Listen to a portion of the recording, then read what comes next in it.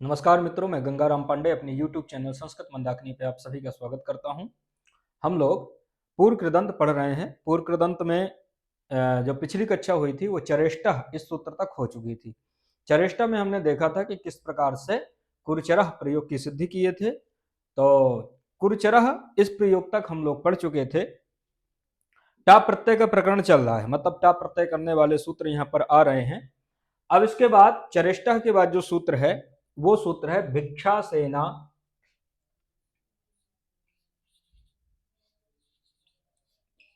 भिक्षा सेना आदायेषु च। भिक्षा सेना दायेषु च, ये सूत्र है। भिक्षा सेना आदायेषु च, ये सूत्र है। ये सूत्र भी टा प्रत्यय करता है। ठीक है, ये सूत्र भी क्या करता है? टा प्रत्यय करता है। पिछला जो सूत्र था जिसमें कुरचराह की सिद्धि किए थे, चरेष्टा, चरेष्टा सूत्र ने कहा था कि अधिकरण के उपपद रहने पर धातु से टा प्रत्यय होता है ना। तो जिससे कुरचराह की सिद्धि हुई थी। अब यहां पर क्या होता है कि अधिकरण की कोई विशेष आवश्यकता नहीं है, बल्कि क्या है कि भिक्षा सेना आदाय, यहां पर यह समझना है, यहां पर आदाय शब्द है, एक है भिक्षा। ठीक है, भिक्षा से भिक्षा है मतलब मांगने अर्थ में, और दूसरा क्या है? सेना।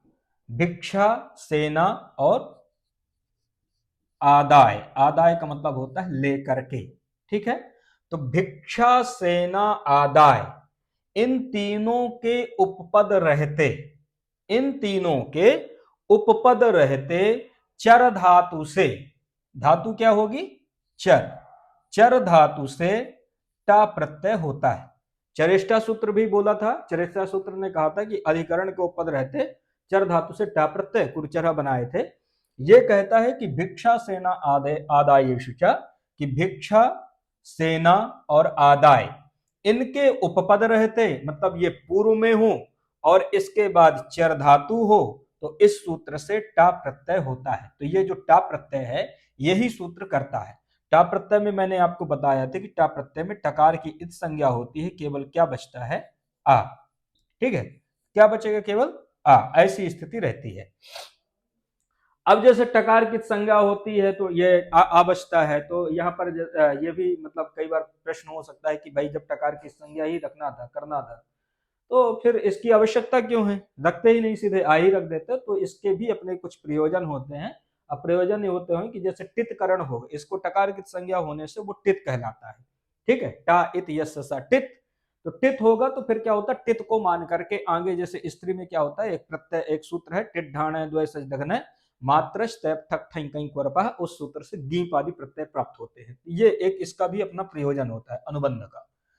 अब देखो, भिक्षा सेना आदाय इन तीनों के उपपद रहते, चर धातु से टा प्रत्यय होता है, टा में क्या बचता है? आ। ठीक है, तो अब यहां रख लो पहले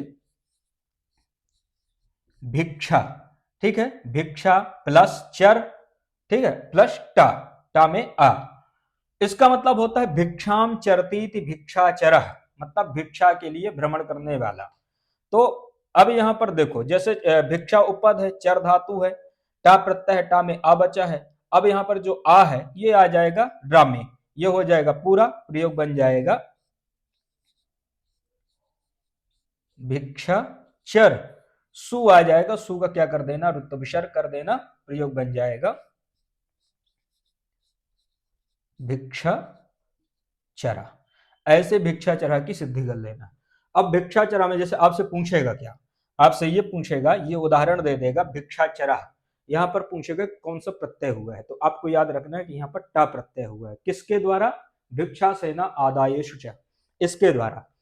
कई बार सूत्र याद ना हो तो सूत्र की प्रकृति को देख के भी समझ जाना। जैसे मान लो यहाँ पर भिक्षा है, ठीक है, इसके बाद सेना है, फिर इसके बाद आदाय है, तो ये भी अनुमान थोड़ा सा लगा लेना। यदि भिक्षा है तो निश्चित है कि यही सूत्र होगा जो टा प्रत्यय करेगा। ठीक है, क्योंकि भिक्षा शब्द पहले देख लेना, यहाँ पर ये है। इसी तरह से भिक्षा चरह के समान ही दूसरा उदाहरण क्या है? सेना चरह। तो सेना चरह में भी क्या कर लेना है? कि सेना उपपद रहते चर धातु से टा प्रत्यय कर लेना, टा में टकार की संज्ञा मिला देना, बन जाएगा सेनाचर। इसी तरह से सेना मतलब सेना के लिए घूमने वाला, इस प्रकार से सेना में जाने वाला, इस प्रकार से इसका अर्थ होता है। इसी तरह से आदाय चरह मतलब लेकर जाने वाला, आदाय चरह। तो आदाय में भी क्या होता है, जैसे आदाय है, आदाय मतलब लेकर, इसके बाद चर धातु से टा प्रत्यय कर देना, टकार की संज्ञा, आ बचेगा मिला देना, वर्ण सम्मेलन कर देना, प्रयोग बन जाएगा भिक्षाचरः, सेनाचरः, आदायचरः। जो आदाय है ये ल्यबंत है, मतलब यहाँ पर लेप प्रत्यय हुआ है, ठीक है। तो आदाय क्या है, ल्यबंत है, लेप प्रत्यय हुआ है, तो यहाँ प्रयोग क्या बनता है, आदायचरः। तो सेनाचरः, भिक्षाचरः, आदायचरः, ये बहुत महत्वपूर्ण उदाहरण है। ये उदाहरण पूछा भी जाता है, इसको बढ़िया से आप तैयार कर लेना। तो थोड़ा सा यहाँ पर मैं कुछ आपसे मतलब निवेदन करना चाहता हूँ कि यदि आपको ये बहुत अच्छा समझ में आया हो, किसी प्रकार की कोई शंका आपको ना हो, यदि आपको लग रहा है कि ये वीडियो हमारे लिए बहुत उपयोगी है ना, तो थोड़ा सा लाइक कर दो, शेयर भी कर दो और सब्सक्राइब भी कर दो, और उनके पास भी भेज दो जिनको इसकी जरूरत है, जो पढ़ना चाहते हैं और उनके पास पर्याप्त सामग्री साधन उपलब्ध नहीं है, तो थोड़ा सा वहां पर भी भेजने का आप प्रयत्न कर दो। और तो इसके साथ में एक मतलब गुरु दक्षिणा भी हो जाएगी, क्योंकि कोई इसका शुल्क तो आपसे लिया नहीं जा रहा, एक निशुल्क पूरी तरह से ये आपको दिया जा रहा है, आपको पढ़ाया जा रहा है। तो थोड़ा सा कृतज्ञ बन करके इसको ये कार्य भी कर सकते हैं आप, मतलब वीडियो को शेयर कर सकते हैं लोगों तक। तो ये यहाँ तक उदाहरण हो गए भिक्षाचरः, सेनाचरः, आदायचरः। अब इसके बाद टा प्रत्यय करने वाला एक सूत्र आता है, क्रियो हेतु ताक्षिल्यानुलोमेषु। तो ये जो सूत्र है क्रियो हेतु ताक्षिल्य अनुलोमेषु, ये सूत्र भी टा प्रत्यय करता है। लेकिन अब ये जो सूत्र टा प्रत्यय करता है, ये सूत्र की कुछ अपनी अलग शर्तें हैं। क्रियो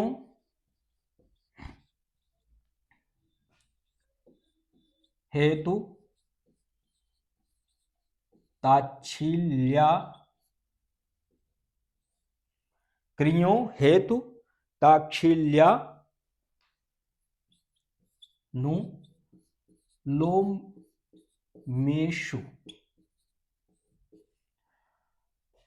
क्रियो हेतु ताक्षिल्य आनुलोमेषु, ये इतने यहां पर पद हैं। तो इस सूत्र को भी समझना है। अच्छा, ये सूत्र जो है, ये सूत्र भी टा प्रत्यय करता है, लेकिन थोड़ा सा इसकी अपनी कुछ अपनी अलग शर्तें हैं। क्या शर्तें हैं? ये सूत्र कहता है कि क्रियो मतलब क्री धातु से, क्रियो का मतलब क्या है, क्री धातु, क्रियो का मतलब होता है क्री धातु से, ठीक है। क्रियो हेतु ताक्षिल्य आनुलोमेषु, हेतु मतलब होता है कारण, हेतु मतलब कारण, हेतु का मतलब क्या लेना है, कारण। ताच्छिल्य का मतलब लेना है तत्स्वभाव, ताच्छिल्य मतलब तत्स्वभाव, मतलब उसका ऐसा स्वभाव है, ठीक है। हेतु मतलब कारण, ताच्छिल्य मतलब क्या लेना है, तत्शील मतलब होता है उसका ऐसा शील मतलब स्वभाव, ठीक है। तो उसका ऐसा स्वभाव है। और तीसरा क्या है, अनुलोम्य, तीसरा क्या है,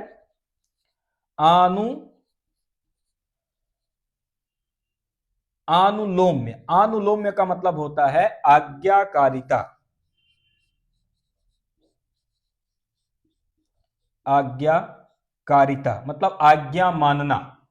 तो कारण अर्थ में ताशील्य, तत्स्वभाव, ताच्छील मतलब तत्स्वभाव मतलब किसी का ऐसा स्वभाव है, ठीक है, किसी व्यक्ति का ऐसा स्वभाव है। जैसे कहते हैं किसी का स्वभाव है श्राद्ध करना, किसी का स्वभाव है अध्ययन करना, तो अध्ययन करना, पूजा पाठ करना, ठीक है, श्राद्ध करना, ये क्या है, उस व्यक्ति का स्वभाव है कि वो करता ही है। और इसके बाद तीसरा पद है अनुलोम्य, अनुलोम्य का मतलब होता है आज्ञाकारिता, आज्ञाकारिता का मतलब होता है आज्ञा पालन करना, कोई है जो आज्ञा पालन करता है।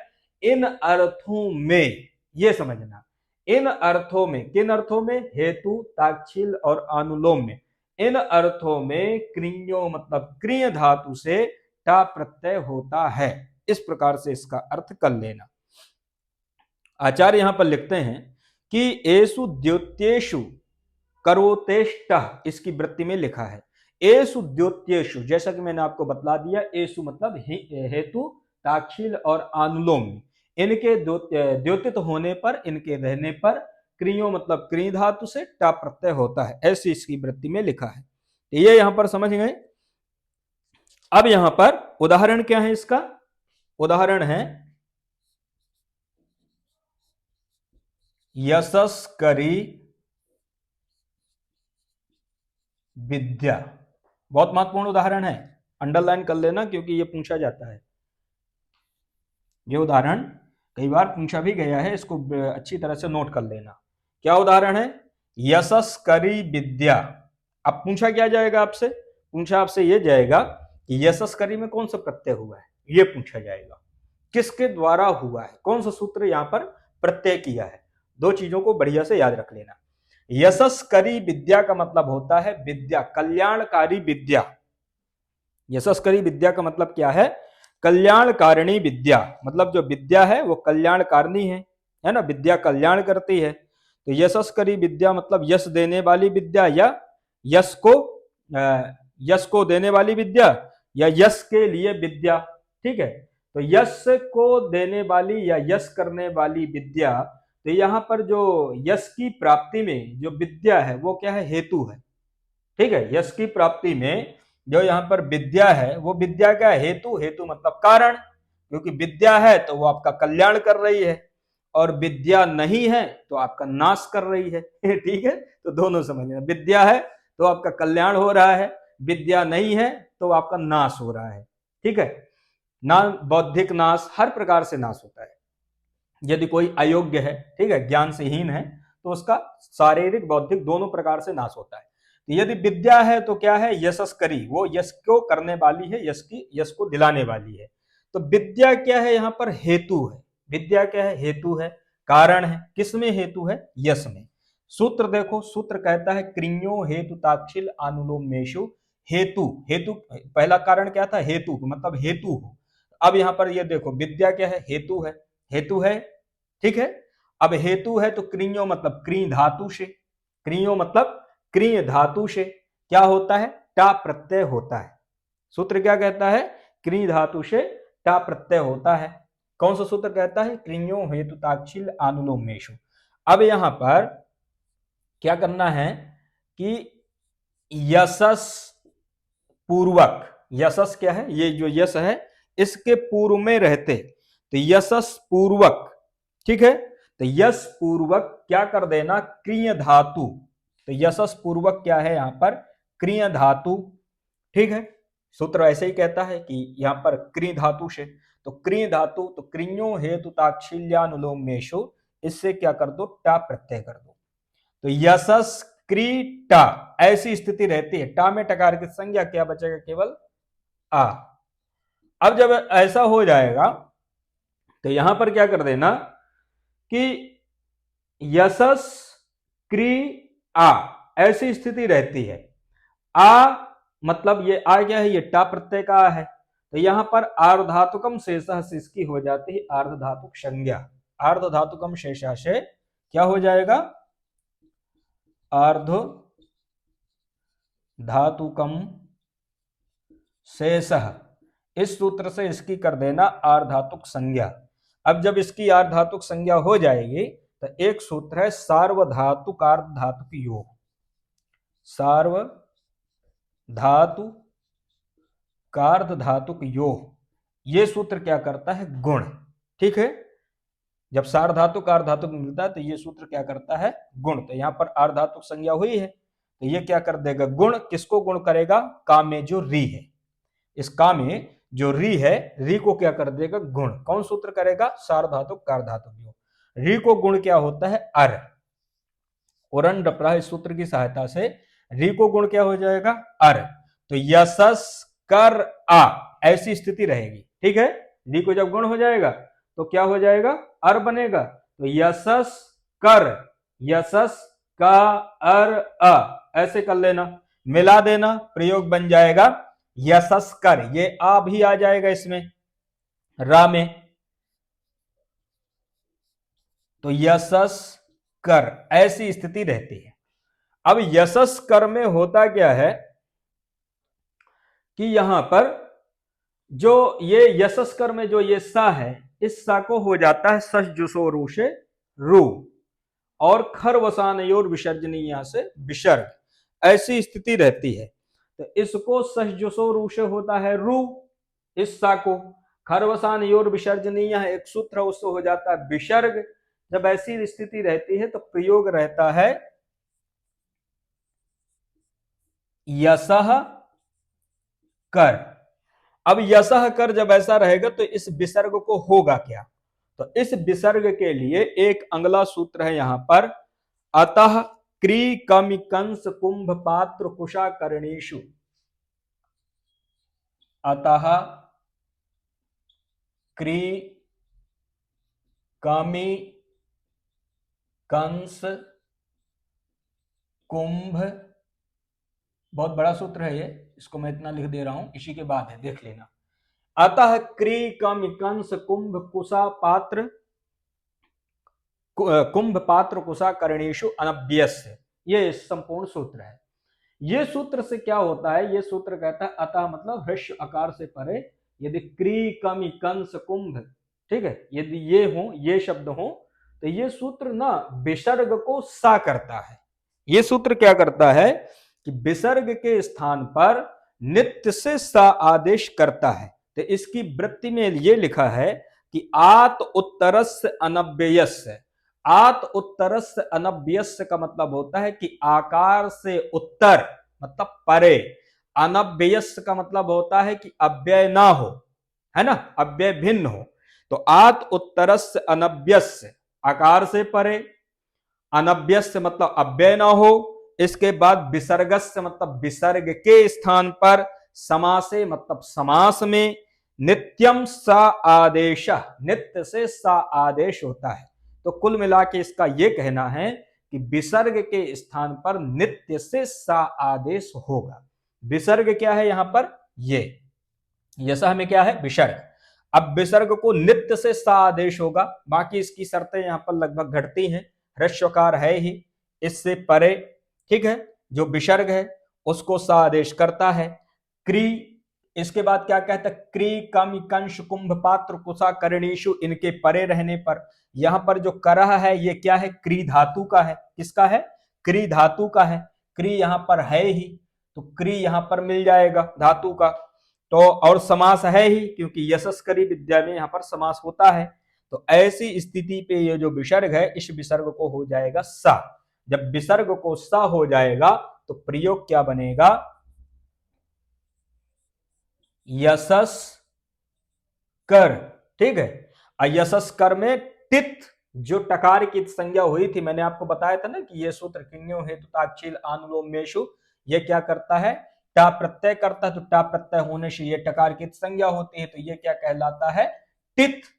टित का भी अपना प्रयोजन है, क्या प्रयोजन है, क्या बतलाया था मैंने कि टिट ढाणे द्वय सजदग्न मात्रा स्तैप ठक ठंग कहीं कोरपा, इस सूत्र के द्वारा गीप होना, स्त्रीलिंग में है, ठीक है, स्त्री प्रत्यय प्रकरण में सूत्र है। तो अब टकार की संज्ञा है तो अब गीप भी होगा, तो जब गीप होगा तो गकार पकार की संज्ञा केवल ई बचेगा, सूत्र बन जाए, प्रयोग बन जाएगा यशस्करी विद्या। ऐसे इसको लगा लेना। तो यशस्करी विद्या कैसे बनता है आपने इसको देख लिया। यशस्करी विद्या किसका उदाहरण है, हेतु का। कई बार ना ऐसे भी पूछ लेता है कि यहां पर हेतु के अर्थ में कौन सा उदाहरण है, तो हेतु के अर्थ में कौन सा उदाहरण है, यशस्करी विद्या। यशस्करी विद्या के बाद फिर इसका दूसरा उदाहरण क्या है, दूसरा क्या दिया था इन्होंने, ताच्छील्य। ताच्छील्य का मतलब होता है तत्स्वभाव, मतलब किसी का ऐसा स्वभाव है ना। तो किसी का स्वभाव है पढ़ना, किसी का स्वभाव है बातें करना, बतंगड़ बनाना, बातों का बतंगड़ बनाना, किसी का स्वभाव है श्राद्ध करना, किसी का स्वभाव है अनुष्ठान पूजा करना। तो दूसरा उदाहरण क्या है, श्राद्ध करह,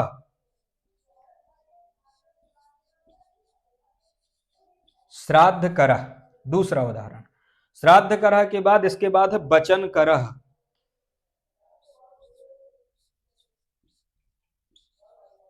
वचन करह। अब यहां पर देखो ये इसी के उदाहरण है तीनों। पहला हो गया यशस्करी विद्या, दूसरा उदाहरण है श्राद्ध करह और तीसरा उदाहरण है वचन करह। अब श्राद्ध करह में समझना, श्राद्ध करह का मतलब होता है कोई है जिसका स्वभाव है श्राद्ध करने का, वो नित्य प्रति श्राद्ध करता है, ठीक है। तो जिसका स्वभाव है श्राद्ध करने का उसको क्या कहते हैं, श्राद्ध करह। अब श्राद्ध करह में श्राद्धम करोति तत्शीलम, मतलब ऐसा किसी का स्वभाव है, तो श्राद्धम करोति तत्शीलम, तत्शीलम श्राद्ध करा। तो श्राद्ध में होता क्या है कि श्राद्ध पूर्वक क्री धातु अक्री धातु से इसी सूत्र से क्या कर देना, टा प्रत्यय। अब यहां पर क्रियो हेतु ताच्छील आनुलोम्येषु, ये किस अर्थ में है, यहां पर ताच्छील अर्थ में। ताच्छील मतलब स्वभाव अर्थ में कि ऐसा उसका स्वभाव है। तो स्वभाव अर्थ में यहां पर क्या है, क्री धातु, क्री धातु से ही ये टा प्रत्यय करता है। टा प्रत्यय में क्या बचा, केवल आ, ठीक है। अब आ की क्या हो जाएगी, वही आर्धातुक संज्ञा, आर्धातुकम शेषः से, और आर्धातुक संज्ञा होगी तो सार्धातुक कार्धातुक की ओर से क्या कर देना, सार्धातुक कार्धातुक की ओर से कर देना है गुण। किसको गुण होगा, का में जो री है, री को गुण क्या हो जाएगा, अर।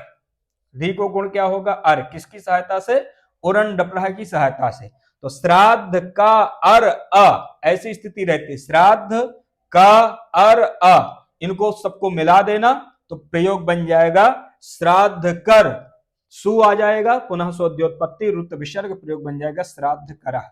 इसी तरह से वचन करह, मतलब कोई आज्ञाकारिता है। वचन करह किसका है, आनुलोम्य का उदाहरण है। तो आनुलोम्य का उदाहरण के, आनुलोम्य का अर्थ क्या दिया था, वचनकारिता, ठीक है, मतलब कोई वचन को मानता है, गुरु के वचनों को मानता है। तो वचनम करोति इति वचन करह, तो वचनम करोति इति वचन करह, वचन को मानने वाला, आज्ञाकारी कोई शिष्य है। तो यहां पर क्या है कि वचन पूर्वक क्री धातु, इसके बाद टा प्रत्यय, टा में आ बचेगा, क्री में वही सार्वधातु गुण हो जाएगा, कर हो जाएगा, वचन कर अ, प्रयोग बन जाएगा वचन कर, शु आ जाएगा, रुत विसर्ग हो जाएगा, प्रयोग बन जाएगा वचन करह।